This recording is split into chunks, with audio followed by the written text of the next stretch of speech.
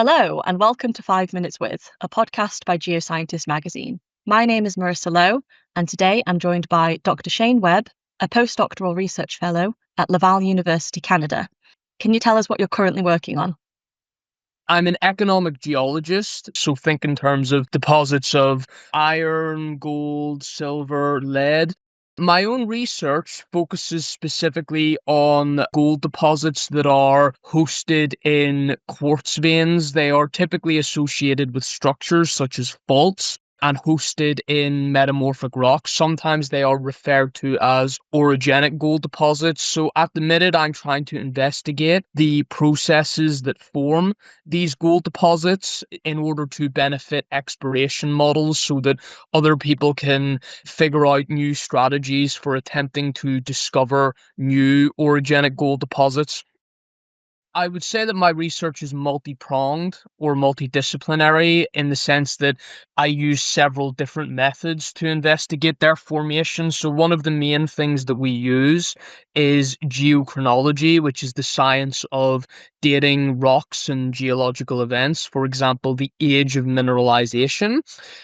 The main method that I would be using in my research now is uranium-lead geochronology, doing that in situ using a laser to target datable minerals within quartz veins. The other major strategy that my research uses to constrain the processes that form the gold deposits is stable isotope geochemistry. That can give you a handle on the nature of the fluids that are involved in the mineralization processes.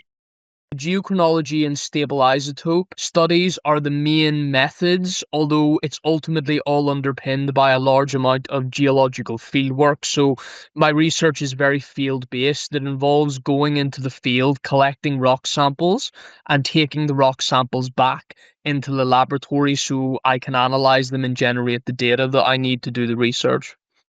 Whilst my PhD was about gold deposits in central Scotland within the Grampian terrain, I first got interested in the broader topic because for my master's thesis, I did some research into the gold deposits in the southern uplands of Scotland, whereas at the minute, I am looking at gold deposits in the Abitibi belt of Canada. Specifically, I am looking at the formation of orogenic gold deposits along a structure that continues for over 250 kilometers called the Lauder Lake Cadillac Break. It's a very large, almost continental scale structure that hosts many of the world's biggest gold deposits. What's your favourite thing about your research?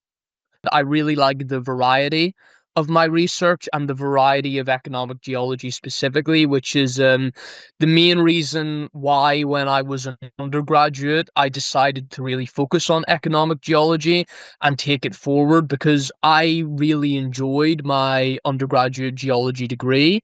And I saw economic geology as being a way for me to combine all of the different aspects of the undergraduate degree. So I really like the integrated nature of the field.